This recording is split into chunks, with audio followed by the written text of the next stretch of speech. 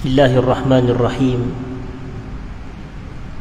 إن الحمد لله نحمده ونستعينه ونستهديه ونستغفره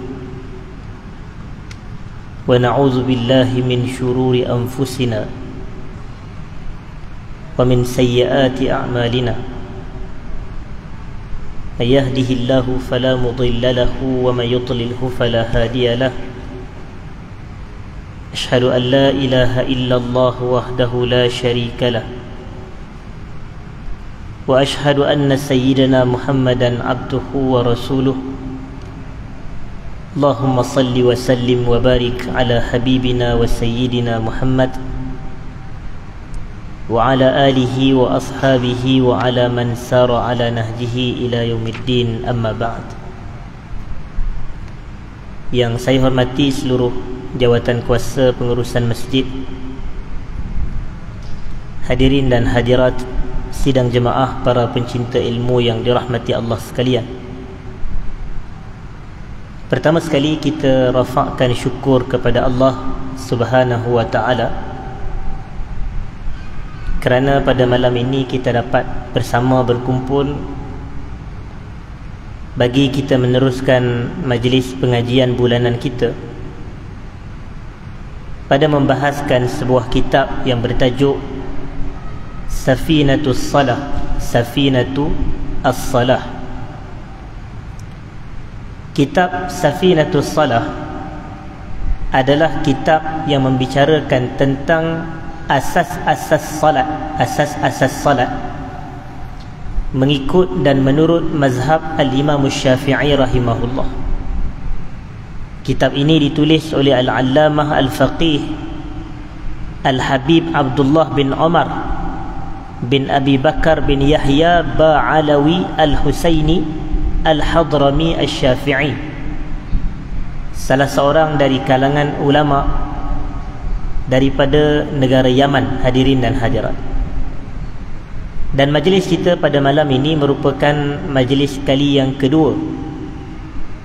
Majlis pada bulan yang lepas merupakan majlis kali yang pertama kita menghuraikan kitab kita ini, dan majlis kita pada malam ini merupakan majlis kali yang kedua, hadirin dan hadirat. Saya nak sambung apa yang disebut oleh penulis kitab rahimahullahu ta'ala, nafa'ana Allahu bi'ulumihi fid daraini dunya wal akhirah, Allahumma amin. Beliau menyatakan, wa ma'na Ashhadu anna Muhammadar Rasulullah,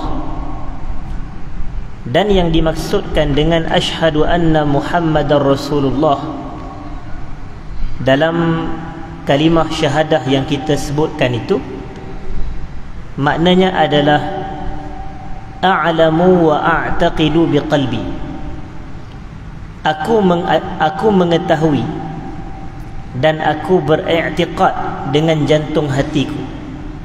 Aku mengetahui dan aku beriktikad dengan jantung hatiku. Wa ubayyinu li ghairi, serta aku menjelaskan kepada orang lain selain aku, anna sayyidana Muhammad ibn Abdullah Abdullahi wa rasuluhu ila kafatil khalq. Sesungguhnya sayyid kita iaitu Muhammad bin Abdullah, baginda merupakan seorang hamba Allah, dan dalam masa yang sama baginda juga merupakan seorang rasul Allah, utusan Allah, ila kafatil khalq, kepada keseluruhan makhluk, kepada keseluruhan makhluk. Jadi apabila kita menyebutkan perkataan asyhadu anna Muhammadar Rasulullah, apa makna dia? Maka kita kata aku mengetahui dan aku beriktikad dengan jantung hati aku. Aku memberitahu dan menjelaskan kepada selainku bahawasanya Nabi Muhammad itu adalah merupakan hamba Allah dan Rasulnya sallallahu alaihi wasallam. Dan ini adalah dua ciri yang ada pada diri Nabi sallallahu alaihi wasallam. Baginda adalah hamba dan baginda adalah Rasul. Dalam banyak tempat Allah memanggil dan menyifatkan Nabi kita sallallahu alaihi wasallam sebagai hamba, sebagai hamba. Antara contoh tuan-tuan lihat dalam ayat yang pertama daripada surah Al-Kahfi. Ayat pertama daripada surah Al-Kahfi, yang mana Allah kata alhamdulillahillazi anzala ala 'abdihi alkitaba wa lam yaj'al lahu 'iwaja. Segala puji bagi Allah yang telah menurunkan kepada hamba-Nya. Alhamdulillahillazi anzala ala 'abdihi, dan hamba-Nya di situ merujuk kepada Nabi kita Muhammad sallallahu alaihi wasallam, dan kitab di situ merujuk kepada apa? Al-Quran, merujuk kepada Al-Quran. Walam yaj'al lahu 'iwaja, dan Allah tidak menjadikan Al-Quran itu sifatnya bengkang-bengkok, tetapi sifat Al-Quran itu adalah qayyiman, sifatnya adalah lurus, sifatnya adalah lurus, ia tidak bengkang-bengkok. Dan kemudian juga tuan-tuan boleh tengok dalam surah Al-Isra ayat yang pertama juga, yang mana Allah Ta'ala mengatakan subhanallazi asra bi'abdihi laylan minal masjidil harami ilal masjidil aqsa allazi barakna hawlahu linuriyahu min ayatina innahu huwas sami'ul basir. Terjemahannya, maha suci Tuhan yang telah memperjalankan hamba-Nya pada waktu malam daripada Masjidil Haram ke Masjidil Aqsa, yang telah kami berkati kawasan sekitarnya untuk kami memperlihatkan kepada dirinya tanda-tanda kebesaran kami. Sesungguhnya Allah itu maha mendengar lagi maha melihat. Hadirin dan hadirat, jadi pun Allah guna istilah subhanallazi asra bi'abdihi, dan ini adalah menjelaskan peristiwa apa? Peristiwa Isra dan Mi'raj, peristiwa Isra dan Mi'raj. Jadi apabila Allah menyifatkan Nabi dalam Quran ni dengan perkataan hamba, jadi atas faktor itu kita pun sama juga, kita meletakkan kedudukan Nabi kita ini sallallahu alaihi wasallam sebagai hamba Allah. Bahkan Nabi, apabila Nabi nak address diri baginda kepada pembesar-pembesar masyarakat pada zaman dahulu, dan saya rasa tuan-tuan maklum, dahulu pada awal-awal dakwah, Nabi juga mengutuskan surat-surat dakwah kepada para pemerintah negara pada zaman tersebut. Nabi hantar surat kepada Herakl Maharaja Rom, Nabi hantar surat kepada Kisra Maharaja Parsi, Nabi hantar surat kepada Muqawqis Maharaja Mesir dan Iskandariyah pada waktu itu, Nabi hantar surat kepada Najashi Maharaja Habsyah.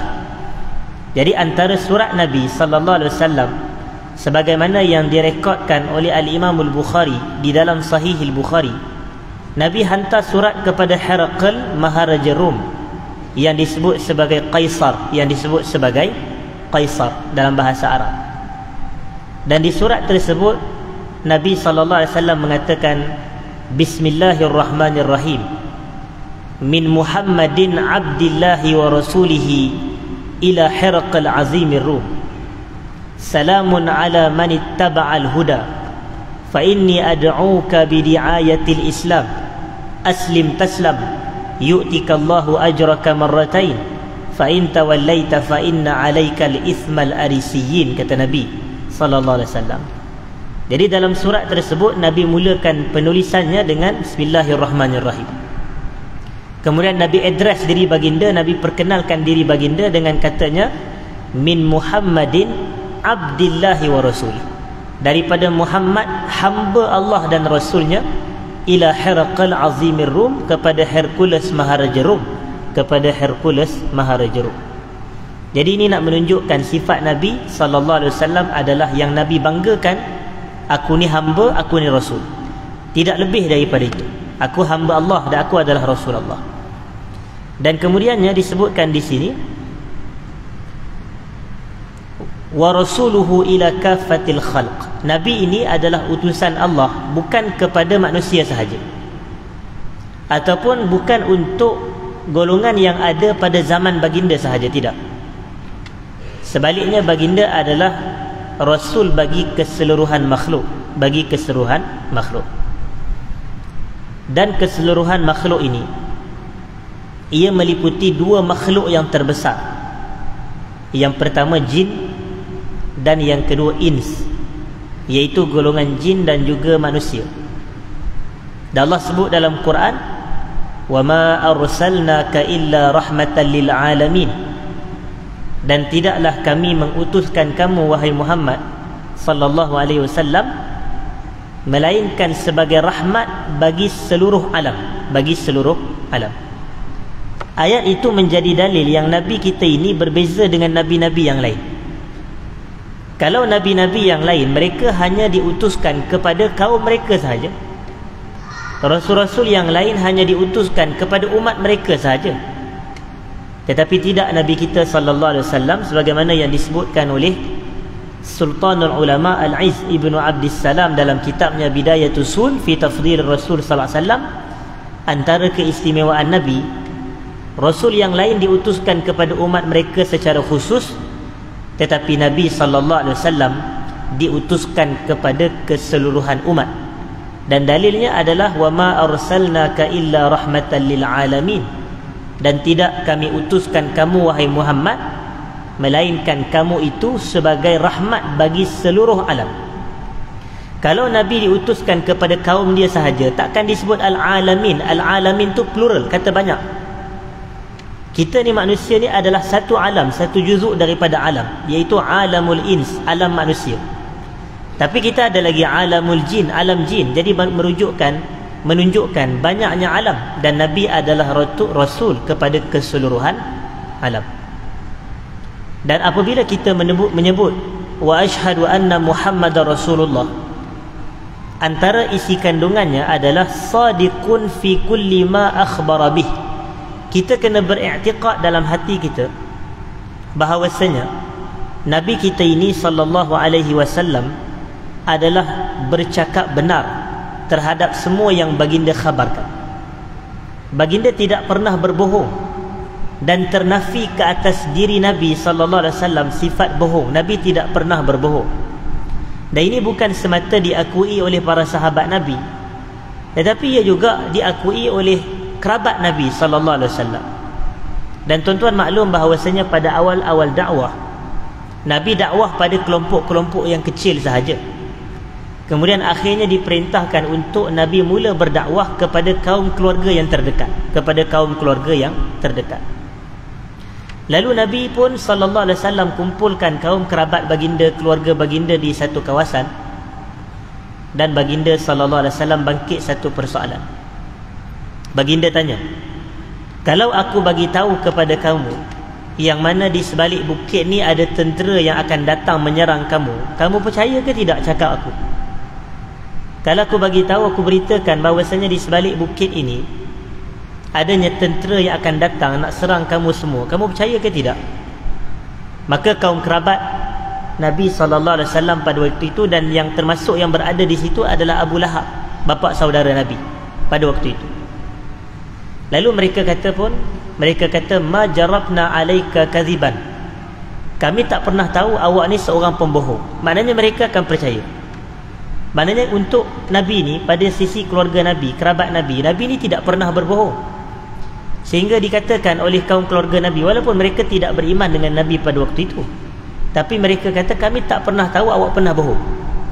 Maknanya kami tak pernah tahu yang awak ni seorang pembohong, awak mesti cakap betul. Kemudian Nabi pun sallallahu alaihi wasallam bagi tahu, aku nak beri berita kepada kamu bahawasanya aku ni adalah utusan Allah untuk menyampaikan tentang azab yang pedih. Nah, ini antara yang disebut oleh Nabi sallallahu alaihi wasallam. Dan apabila Abu Lahab mendengar sahaja pernyataan sebegitu, maka Abu Lahab pun dia kata, tabbal laka ya Muhammad sa'iral yaum, celakalah kamu wahai Muhammad sepanjang hari ini. Dia kata, alihadza jama'tana, sebab inikah kau kumpulkan kami, sebab inikah kau himpunkan kami, semata nak bagi tahu kau adalah utusan Allah, itu ke sebabnya? Celaka kamu. Ini disebut oleh siapa? Disebut oleh Abu Lahab. Kemudian Allah Subhanahu wa taala membela nabinya sallallahu alaihi wasallam, dan Allah pun kata tabbat yada abi lahab wa tab, celakalah kedua-dua tangan Abu Lahab dengan sebenar-benar celaka, kata Allah. Jadi ini menunjukkan, hadirin sidang jemaah, kefahaman kita bahawasanya keluarga Nabi pun mengiktiraf yang Nabi ini sentiasa bercakap benar. Bila disebutkan Nabi sentiasa bercakap benar dalam seluruh perkara yang baginda sampaikan, hal ini sebenarnya kata para ulama mencakupi dan meliputi seluruh perkara-perkara yang mubah, seluruh perkara-perkara yang mubah. Maknanya Nabi ni bukannya dalam bab-bab wahyu je Nabi bercakap benar. Dalam bab perkara-perkara yang hukumnya harus pun kita kena percaya yang Nabi cakap benar juga. Contoh dia macam mana? Contoh dia, walaupun Nabi ni katakan kalau Nabi tak menyampaikan sesuatu berkenaan agama, tapi Nabi bagi tahu aku baru lepas makan tadi. Itu dalam bab-bab yang haruslah. Ini bukan bab ibadat, ini bukan dalam bab syariat. Tapi kalau ada orang Nabi bagi tahu kepada dia aku baru lepas makan, maka orang itu dia kena percaya apa yang Nabi cakap tu betul, walaupun benda itu bukan syariat. Kerana mustahil bagi Nabi menipu. Nabi ni mustahil bagi Nabi berbohong sekalipun dalam bab-bab dunia, dalam bab-bab ucapan-ucapan yang mubah. Itu makna dia.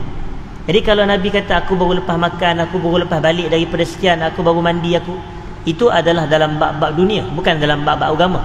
Tapi kalau Nabi bagi tahu, di situ pun Nabi bercakap jujur. Nabi tidak menipu dalam perkara-perkara seperti itu juga.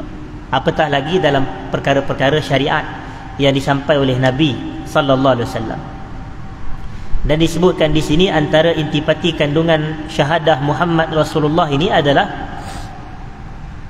yajibu ala kafatil khalqi tasdiquhu wa mutaba'atuh. Menjadi kewajipan kepada keseluruhan makhluk untuk membenarkan Nabi sallallahu alaihi wasallam dan untuk mengikuti baginda sallallahu alaihi wasallam. Maknanya bila kita bercakap asyhadu anna Muhammadar Rasulullah, wajib untuk kita benarkan Nabi, satu. Dan yang keduanya wajib untuk kita mengikut Nabi sallallahu alaihi wasallam. Wajib untuk kita mengikut Nabi. Inilah yang dinamakan sebagai ittiba'. Inilah yang dinamakan sebagai ittiba'. Yang Allah sebut di dalam Al-Quran, di dalam surah Ali Imran, Qul in kuntum tuhibbunallaha fattabi'uni yuhibbukumullah wa yaghfir lakum dzunubakum. Katakanlah wahai Muhammad, sekiranya kamu benar-benar cinta kepada Allah, fattabi'uni, maka hendaklah kamu mengikut aku. Hendaklah kamu mengikut aku. Jadi kewajipan kita ini sebagai umat Nabi sallallahu alaihi wasallam, setelah kita bersyahadah la ilaha illallah Muhammad Rasulullah, kewajipan kita adalah untuk ittiba'. Kewajipan kita adalah untuk ittiba'. Ittiba' ni maknanya ikut Nabi sallallahu alaihi wasallam. Dan kata para ulama, kita kena mengikut Nabi dalam ibadat bergantung kepada 6 perkara. Bergantung kepada 6 perkara, iaitu 6 perkara yang berkaitan dengan ibadat yang wajib kita ikut Nabi sallallahu alaihi wasallam. Apa dia? Yang pertama adalah dari sudut masa, dari sudut masa. Ada ibadat yang kita lakukan merupakan ibadah yang berwaktu. Ada ibadat yang kita lakukan merupakan ibadah yang berwaktu, iaitu ada masanya yang tersendiri. Contoh yang saya yakin tuan-tuan rasa tuan-tuan pun boleh jawab kalau saya tanya adalah salat 5 waktu. Salat 5 waktu ni ibadah yang berwaktu. Inna salata kanat 'alal mu'minina kitaban mawquta. Salat merupakan kewajipan berwaktu ke atas orang beriman. Satu. Selain daripada salat adalah puasa Ramadan pun ada waktu dia juga, iaitu di dalam bulan Ramadan. Dan selain daripada itu juga kita kata contoh ibadat yang berwaktu adalah ibadah haji, adalah ibadah haji. Sekarang ni boleh tak buat haji? Tak boleh, kerana belum masuk waktu lagi.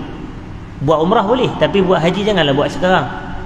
Jadi sekarang tak boleh mengerjakan ibadah haji, kerana dia ada tempoh dia, dia ada masa dia. Iaitu bila kita boleh mula berniat untuk mengerjakan ibadah haji pada bulan Syawal, pada bulan Zulkaidah, dan juga pada 10 hari pertama bulan Zulhijjah. Begitu. Itu yang dipanggil sebagai miqat zamani, miqat zamani bagi ibadah haji.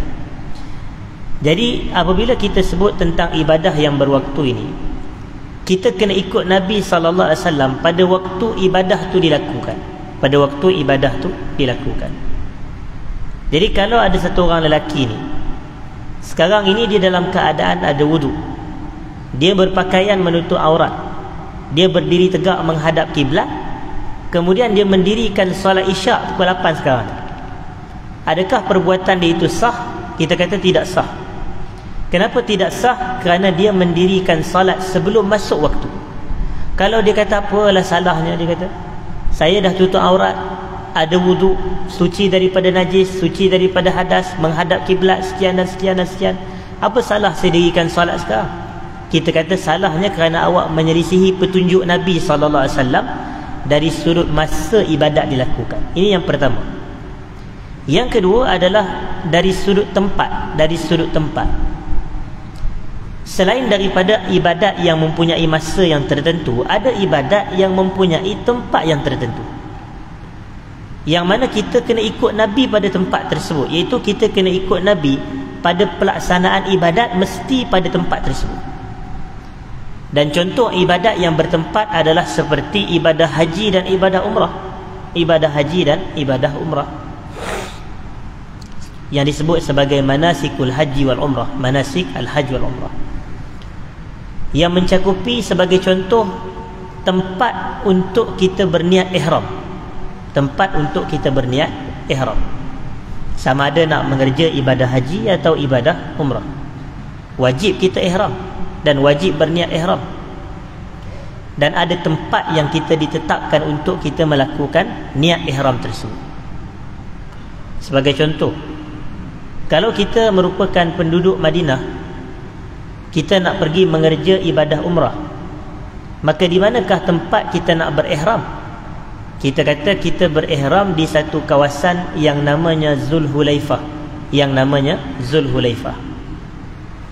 Dan Zulhulaifah ni pada sekarang ini lebih dikenali sebagai Bir Ali. Sebagai Bir Ali. Hadirin sidang jemaah, satu hari ada satu orang lelaki, dia bertanya kepada Imam Malik bin Anas.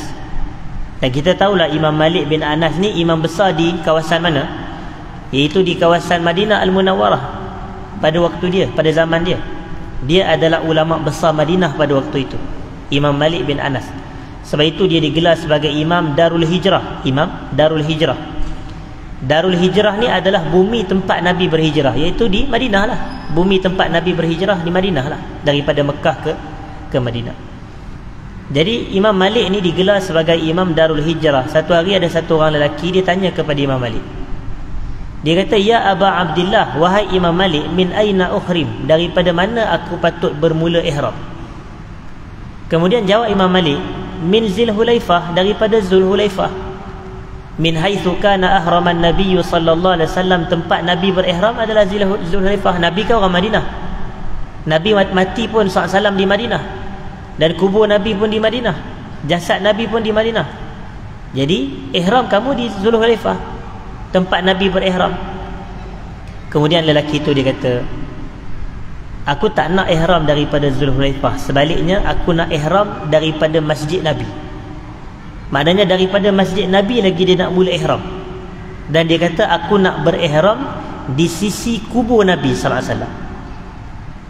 Kalau tuan-tuan biasa pergi umrah dan tuan-tuan singgah ke Madinah dahulu baru pergi Mekah, tuan-tuan akan mendapati jarak antara Zulhulaifah atau Bir Ali ni dengan Masjidil Haram, dengan jarak di antara Masjid Nabi dengan Masjidil Haram, yang lebih jauh yang mana? Yang lebih jauh adalah daripada Masjid Nabi ke Masjidil Haram berbanding Bir Ali ke Masjidil Haram. Jadi lelaki ni kenapa dia nak berihram dalam Masjid Nabi? Kerana pada pandangan dia lagi jauh lebih baik, lagi jauh lebih baik, lagi jauh lagi besarlah pahala dia. Kemudian Imam Malik dia tegur. Imam Malik kata, "Jangan kamu buat begitu, jangan kamu buat macam tu. Aku takut berlakunya fitnah ke atas diri kamu." Kemudian lelaki itu ditanya kepada Imam Malik. Dia kata, "Wahai Imam, fitnah apa yang akan berlaku ke atas aku? Itu hanyalah jarak yang aku tambahkan sahaja. Apa salahnya aku just tambah je, tambah jarak. Kalau daripada Zulhulaifah tu dengan Masjidil Haram lagi dekat, tapi aku nak lagi jauh. Aku nak daripada Masjid Nabi ke Masjidil Haram. Jadi apa masalahnya?" Kemudian Imam Malik pun jawab, "Fitnah apakah yang lebih besar daripada kamu menyangka kamu melakukan satu perbuatan yang mana kamu lebih tapi Rasulullah kurang?"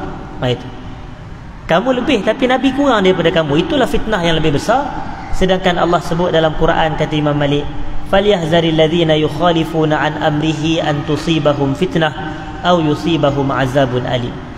Berilah ancaman kepada mereka yang menyelisihi perintah Nabi sallallahu alaihi wasallam, akan tertimpa ke atas mereka itu fitnah atau akan ditimpa ke atas mereka itu azab yang pedih, kata Allah. Jadi ini amaran dan ancaman kepada mereka yang menyelisihi sunnah Nabi SAW. Lebih lagi pada sudut tempat ibadat itu dilakukan, maka amalan dia tak diterima. Hadirin dan hadirat, amalan dia ditolak. Dan ini yang disebut dalam hadis daripada Aisyah radhiyallahu anha. Baginda mengatakan, man amila amalan laisa alaihi amruna fahuwa rad. Sesiapa yang beramal dengan amalan yang bukan daripada petunjuk kami, maka amalan itu ditolak. Amalan itu ditolak. Itu tidak diterima. Dan keseluruhan ibadat yang kita kata manasikul hajj wal umrah, yang lain pun macam itulah. Kalau tawaf mesti kena buat tawaf di Kaabah saja, mana boleh tawaf di tempat-tempat lain? Tak boleh. Kok dia kata dia nak tawaf Masjid Setia Alam ke? Tak boleh. Tawaf Masjid Negara ke? Tak boleh. Kerana apa? Kerana Nabi tawaf di Kaabah saja. Nabi tawaf di Kaabah. Kena ikut sunnah Nabi dari sudut tempat ibadat itu dilakukan. Macam tu juga sa'i. Sa'i ni memang wajib di Safa Marwah saja. Safa ke Marwah, Marwah ke Safa, Safa ke Marwah sebanyak 7 kali.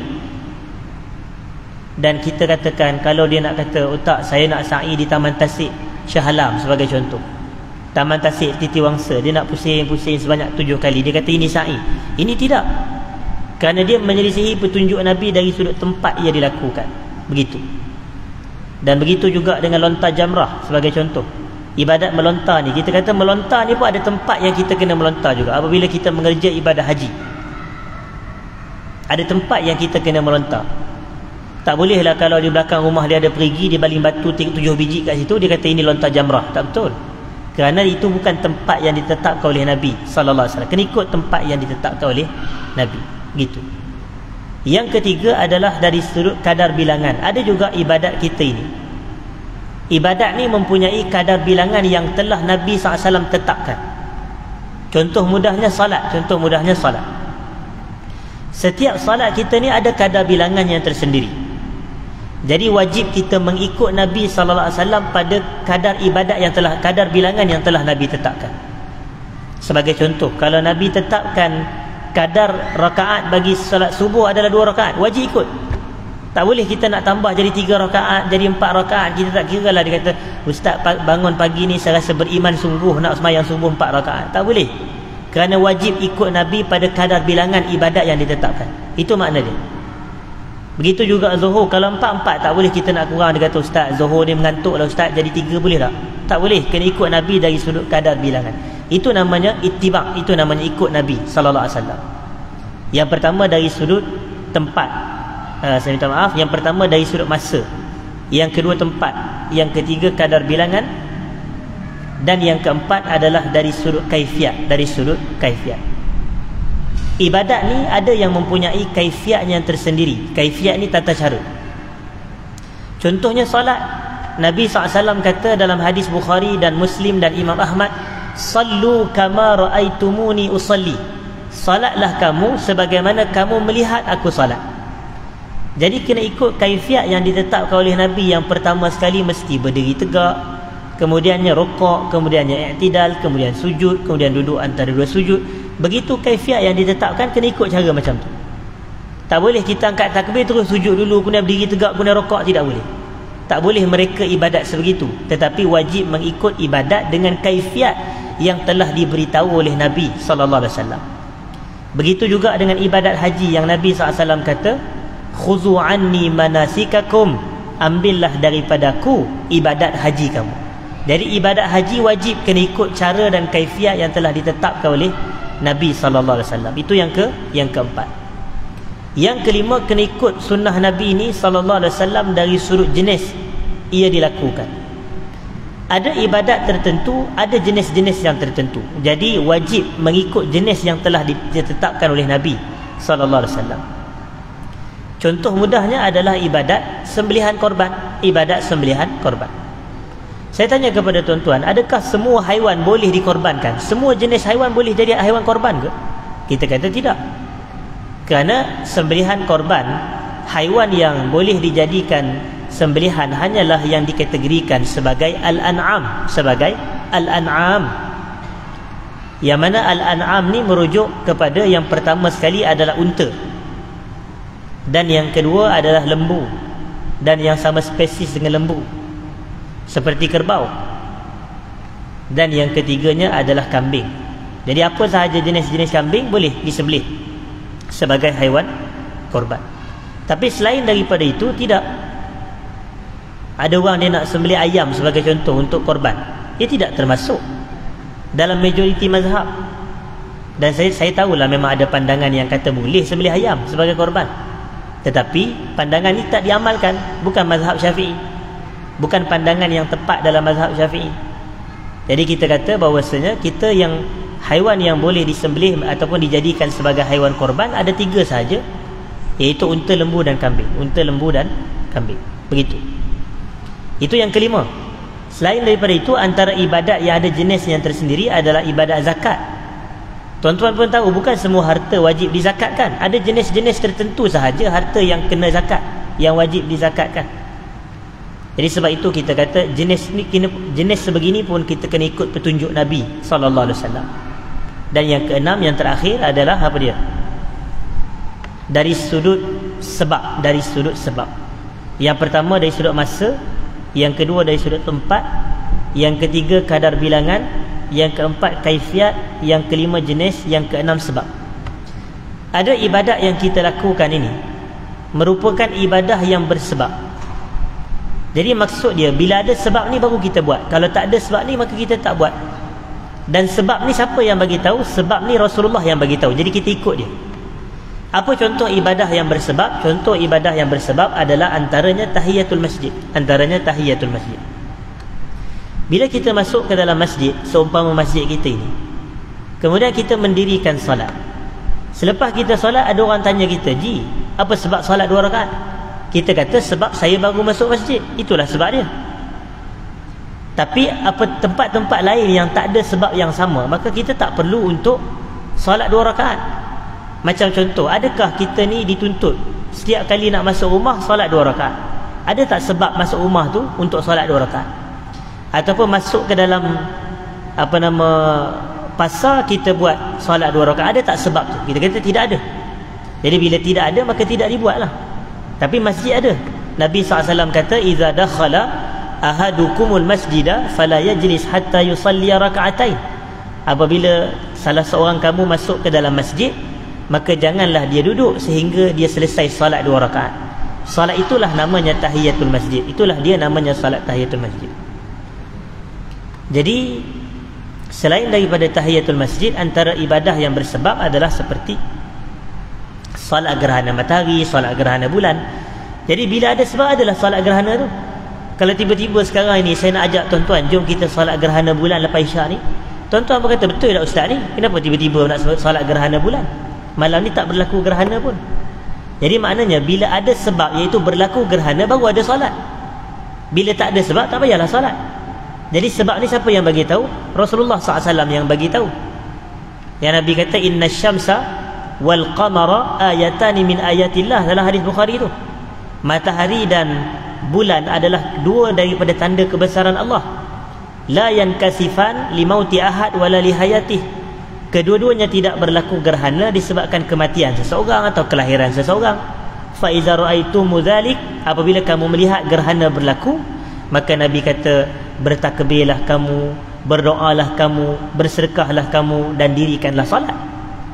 Jadi ibadat ni ibadat yang bersebab. Tapi sebab ni kita ikut Nabi SAW. Bila tak ada sebab, tak adalah solat tu. Itu makna dia, hadirin dan hadirat. Jadi inilah dia terkandung dalam ucapan asyhadu anna Muhammadar Rasulullah, iaitu wajib ittiba', wajib ikut Nabi SAW. Ikut Nabi pada 6 sudut, 6 perkara yang telah saya sebutkan tadi. Kalau kita tak ikut Nabi, kita buat juga, maka kita dianggap sebagai menyelisihi Nabi SAW, dan amalan itu ditolak. Amalan itu ditolak kerana menyelisihi Nabi SAW. Jadi ini yang kita kata dari sudut masa, dari sudut tempat, dari sudut kadar bilangan, dari sudut kaifiat, dari sudut sebab, dan dari sudut jenis ibadat tu dilakukan. Yang terakhir, hadirin sidang jemaah yang saya muliakan, wa yahrumu alaihim takzibuhu wa mukhalafatuh, dan haram ke atas kita ini untuk mendustakan Nabi sallallahu alaihi wasallam. Tak boleh. Kalau sampai kepada kita satu-satu hadis yang mana hadis itu sahih, maka haram kalau kita mendustakan kata-kata Nabi SAW. Tapi kalau kita mendustakan ataupun kita mengatakan satu-satu yang Nabi tak kata, itu pun haram juga. Maknanya kita bercakap bohong ke atas nama Nabi SAW, itu pun haram. Tapi yang ni, perkataan tu betul Nabi sebut, diriwayatkan oleh para ulama-ulama berdasarkan hadis yang sahih, tapi kita kata aku tak percayalah cakap ni, gitu. Aku tak percayalah Nabi cakap macam ni, sedangkan hadis sahih. Maka di sini sebenarnya hukumnya adalah haram, kerana perbuatan itu ia termasuk mendustakan Nabi sallallahu alaihi wasallam.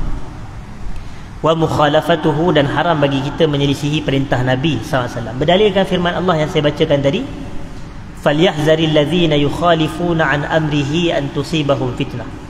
Berilah ancaman kepada golongan yang menyelisihi arahan Nabi, akan tertimpa ke atas mereka itu fitnah, akan tertimpa ke atas mereka itu fitnah. Faman kazzabahu, sesiapa yang mendustakan Nabi, fahuwa zalimun kafir. Ini sampai kepada tahapan sebegini. Sesiapa yang mendustakan Nabi sallallahu alaihi wasallam, maka dia adalah orang yang menzalimi dirinya dan dia adalah orang yang kafir. Maka perbuatan mendustakan Nabi adalah perbuatan kufur. Kerana kalau kita beriman dengan Nabi sallallahu alaihi wasallam, kita wajib membenarkan Nabi. Dan kalau kita bohongkan Nabi, maka kita ada masalah pada iman. Jadi atas fakta itu kata penulis kitab, sesiapa yang mendustakan Nabi maka dia zalim lagi kafir. Wa man khalafahu, sesiapa yang menyelisihi perintah Nabi. Yang ni dia percaya kepada Nabi tapi dia tak ikut. Ini dia menyelisihi perintah Nabi. Dia beriman kepada Nabi tapi dia tak ikut arahan Nabi, dia menyelisihi arahan Nabi. Maka adakah dia kafir? Tak. Fahuwa asin, dia adalah pelaku maksiat, dia berdosa betul, khasir, dan dia orang yang rugi, dia orang yang rugi. Tapi adakah dia jatuh kufur? Tak, dia jatuh kufur kerana dia masih beriman, cuma dia menyelisihi Nabi. Tapi kalau orang yang mendustakan Nabi SAW, maka dia adalah kafir. Dan yang terakhir kata penulis kitab di sini, hadirin dan hadirat, waffaqana Allah Ta'ala likamali mutaba'atih. Semoga Allah beri taufik kepada kita untuk mengikut Nabi secara lengkap dan menyeluruh dalam setiap urusan kita, dalam akidah kita, dalam akhlak kita, dalam ibadat kita, kita ikut Nabi sallallahu alaihi wasallam. Wa razaqana kamalat tamassuki bisunnatih, dan semoga Allah rezekikan kita untuk berpegang teguh dengan sunnah Nabi sallallahu alaihi wasallam. Amin. Wa ja'alana mimman yuhyi ahkama syari'atih, semoga Allah menjadikan kita tergolong dalam kalangan mereka yang menghidupkan hukum hakam syariah Nabi sallallahu alaihi wasallam. Amin. Wa tawaffana ala millatih, semoga Allah matikan kita di atas agama Nabi sallallahu alaihi wasallam. Amin. Wa hasyarana fi zumratihi wa walidina wa auladana wa akhwanana wa ahbabana wa jami'al muslimin. Amin, kata penulis kitab. Dan semoga Allah kumpulkan Nabi, semoga Allah kumpulkan kita bersama dengan Nabi sallallahu alaihi wasallam, serta semoga Allah kumpulkan ibu bapa kita, anak-anak kita, kaum kerabat kita, keluarga kita dan orang yang kita sayang, dan seluruh umat Islam bersama dengan Nabi sallallahu alaihi wasallam pada hari kiamat kelak. Allahumma amin. Jadi selesai perbahasan berkenaan dengan dua kalimah syahadah. Pada bulan yang lepas kita cerita tentang la ilaha illallah. Pada malam ni kita menyelesaikan Muhammad Rasulullah. Soalannya, apa kaitan fiqh salat dengan syahadah la ilaha illallah Muhammad Rasulullah? Ini perbahasan tauhid, ini perbahasan akidah. Tajuk kita adalah Safinatus Salat, berkenaan dengan fiqh salat. Maka jawapannya begini, kita nak salat, tidak sah salat jika kita tidak Islam. Hadirin dan hadirat, tidak sah salat kalau kita bukan beragama Islam. Bahkan syarat wajib salat adalah beragama Islam. Jadi untuk memastikan salat kita sah, kita kena kenal dua kalimah syahadah dulu. Kerana dengan dua kalimah syahadah lah yang memasukkan seseorang itu ke dalam agama Islam. Dua kalimah syahadah lah yang memasukkan seseorang itu ke dalam agama Islam. Jadi pada kuliah akan datang kita akan masuk berkenaan dengan perbahasan syarat-syarat salat, iaitu syarat-syarat sah salat, rukun-rukun salat, dan perkara-perkara yang membatalkan salat, insya-Allah. Jadi saya rasa cukup sekadar itu perbahasan kita pada malam ini. Aqulu qawli hadza wa astaghfirullahal azim li wa lakum Assalamualaikum warahmatullahi wabarakatuh.